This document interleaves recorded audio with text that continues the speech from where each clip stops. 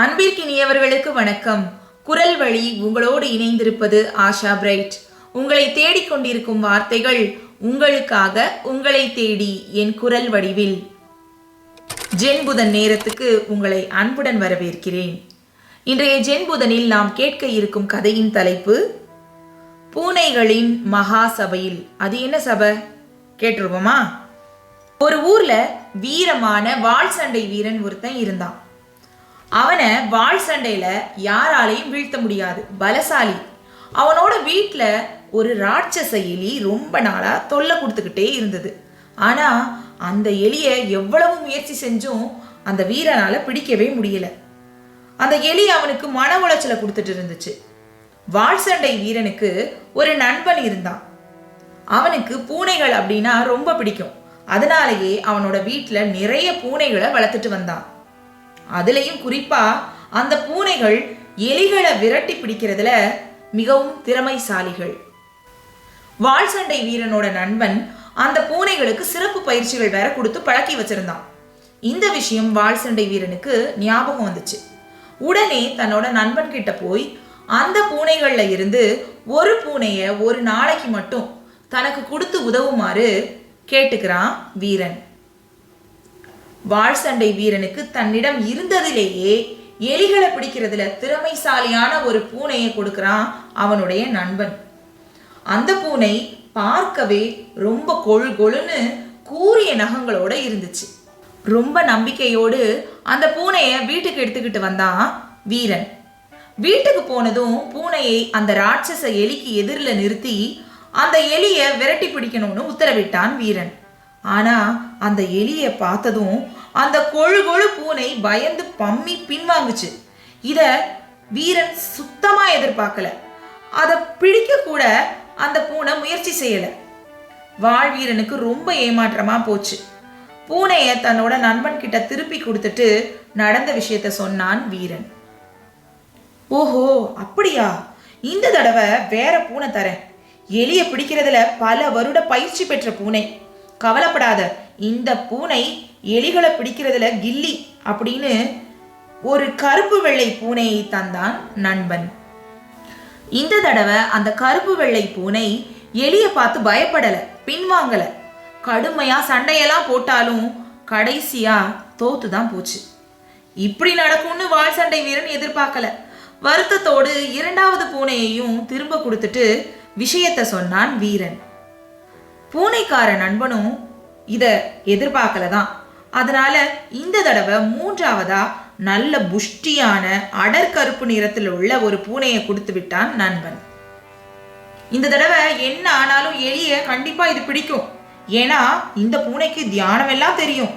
எப்பேற்பட்ட எலியையும் அலேக்கா மடக்கி பிடிச்சிரும். இப்படி சொல்லி அனுப்பி வைத்தான் நண்பன். வீரனும் அந்த பூனையை எடுத்துக்கிட்டு வழக்கம் போல வீட்டுக்கு போய் எலியை கொல்றதுக்காக அனுப்புறான். ஆனா அந்த பூனையும் எலிக்கிட்ட தோத்து போச்சு. வீரனுக்கு எலியை இனிமே பிடிப்போங்கிற நம்பிக்கையே போச்சு. ஆனா அவனோட பூனை நண்பன் திரும்பவும் வேற ஒரு பூனைய நம்பிக்கையோடு கொடுக்கிறான். என்கிட்ட இருக்கிற பூனைகள்லயே மூத்தது இந்த பூனை தான். இதுவரைக்கும் யார்கிட்டையும் தோத்தது இல்லை. அபார திறமைசாலி. ஆனா பார்க்க வயசாகி ரொம்ப பலமில்லாம தான் இருக்கும் அப்படின்னு சொல்லி பூனையை கொடுத்தான் நண்பன். வீரனும் இந்த ஒரு தடவை மட்டும் முயற்சித்து பார்ப்போன்னு சொல்லி அந்த பூனையை எடுத்துக்கிட்டு வீட்டுக்கு போய் எலியை கொல்றதுக்காக அனுப்புறான். பூனையை பார்த்ததும் ஆவேசமா பூனை மேல பாய தயாராச்சு அந்த எலி. ஆனா அந்த வயதான பூனை எந்த ஆர்வமும் காட்டாம அமைதியா உட்கார்ந்திருந்தது. இப்ப ராட்சச எலிக்கு லேசா பயம் வந்துருச்சு. சற்று தயக்கத்தோடு அந்த பூனையை பார்த்துக்கிட்டு இருந்த போதே சட்டுன்னு பாஞ்சு ஒரே அடியில எலிய கொண்டுடுச்சு பூனை. வீரனுக்கு அன்னைக்குதான் பெரும் மகிழ்ச்சி, நிம்மதி. பூனையை நண்பனிடம் சந்தோஷமா திருப்பி கொடுக்கறதுக்காக எடுத்துக்கிட்டு போனான் வீரன். நண்பனுக்கு நன்றி சொல்லிட்டு வீரன் கேட்டான், நண்பா, இவ்வளவு வயதான கிழட்டு பூனை அந்த ராட்சச எலிய ஒரே அடியில கொன்னுருச்சு. ஆனா இதுக்கு முன்னால நீ கொடுத்த எல்லா பூனைகளும் நல்லா வலிமையா இருந்தும் எப்படி தோத்துச்சுங்க? உடனே பூனைக்கார நண்பன், என் பின்னால வா அப்படின்னு வீரனை பூனைகள் இருந்த அறைக்கு கூட்டிட்டு போனான். எலி பிடிக்கிற கலை தெரிந்த பூனைகளுக்கு இது நிச்சயமா பெரிய மான பிரச்சனை தான். பூனைகள் நிச்சயமா இது பத்தி பேசிக்கிட்டு தான் இருக்கும். நம்ம ஜன்னல் கிட்ட போய் நின்று கேட்கலாம் வா அப்படின்னு சொல்லி கூட்டிட்டு போனான் நண்பன். உள்ளே என்ன நடந்தது தெரியுமா? எலியிடம் தோற்று போன பூனைகள் வட்டமா உட்கார்ந்து இருந்தன. நடுவுல முதல்ல தோத்த பூனையும் எலியை கொன்ற அந்த வயதான பூனையும் நின்றுகிட்டு இருந்துச்சுங்க. முதல் பூனை சொன்னது, என்னோட பலத்தை யாராலையும் சந்தேகிக்க முடியாது இப்படி சொல்லி பேச ஆரம்பிச்சிச்சு. அப்படின்னா ஏன் அந்த எலியிடம் தோற்றுட்டு ஓடி வந்த? வெறும் பலம் மட்டும் போதாது தம்பி, உன்னை விட பலசாலியா எலியும் இருக்கலாமே இப்படி திரும்பி கேட்டது மூத்த பூனை. அடுத்ததாக கருப்பு வெள்ளை பூனை கேட்டது, சரி அவனை விடுங்க, நான் பலசாலி மட்டும் இல்ல, எலிகளை பிடிக்கிறதுல பல ஆண்டுகள் அனுபவம் இருக்கு எனக்கு, எல்லா வித்தைகளும் நல்லாவே எனக்கு தெரியும், என்னால ஏன் அந்த எலியை கொல்ல முடியல? திரும்பவும் வயதான மூத்த பூனை பதில் சொன்னது, நிஜமான களத்துக்கு வரும்போது வெறும் பயிற்சியும் பலமும் வித்தைகளும் மட்டும் போதாதே. அடுத்ததாக பேசிய கருப்பு பூனை சொன்னது, நல்ல பயிற்சி தியானம் மூலமா என்னோட உடம்ப எல்லாத்துக்கும் ஏத்த மாதிரி பக்குவப்படுத்தி தான் வச்சிருந்தேன். எலிகளை பிடிக்கிறத பத்தி எக்கச்சக்கமான உத்திகள் எனக்கு நல்லாவே தெரியும். அப்படி இருந்தும் அந்த எலி என்னையும் தோக்கடிச்சுச்சே, அது எப்படி? கருப்பு பூனைக்கும் மூத்த பூனை பதில் சொன்னது, கண்ணா நீ நல்ல வீரன் தான், மகா திறமைசாலிதான், மனதாலும் உடலாலும் பலசாலிதான். ஆனால் எலியை கொல்ல வேண்டும் அப்படிங்கிற விருப்பமே இல்லாம ஏதோ கடனுக்கு எலி முன்னால போய் நின்ன. உன்னோட மனசுல இருந்த அலட்சியம், இலக்கே இல்லாத உன்னுடைய நிலை, இதையெல்லாம் எலி நல்லா தெரிஞ்சுக்குச்சுன்னு நினைக்கிறேன். உன்னோட பலம் புத்தி தியானம் எல்லாத்தையும் ஒரு நிலைப்படுத்த உன்னால உண்மையாவே முடியல, அதனால உன்னால எலியை கொல்ல முடியல என்றது மூத்த பூனை. அப்படின்னா நீங்க மட்டும் எப்படி ஜெயிச்சீங்க என்று 3 பூனைகளும் அந்த வயதான மூத்த பூனையை பார்த்து கேட்டது. அதற்கு மூத்த பூனை ஒரு சின்ன கதை சொன்னது. ஒரு ஊர்ல எனக்கு தெரிந்த பூனை ஒன்று, பனி மாதிரி வெள்ளை வெளேர் முடி, வயதும் அதிகம், அத்தனை பலசாலியும் கூட கிடையாது, இறைச்சி கூட சாப்பிடாத சைவம் அந்த பூனை, எப்போதாவது கொஞ்சம் திராட்சை ரசம் குடிக்கும், பல வருடங்களாக எந்த எலியையும் பிடித்தது கூட இல்லை.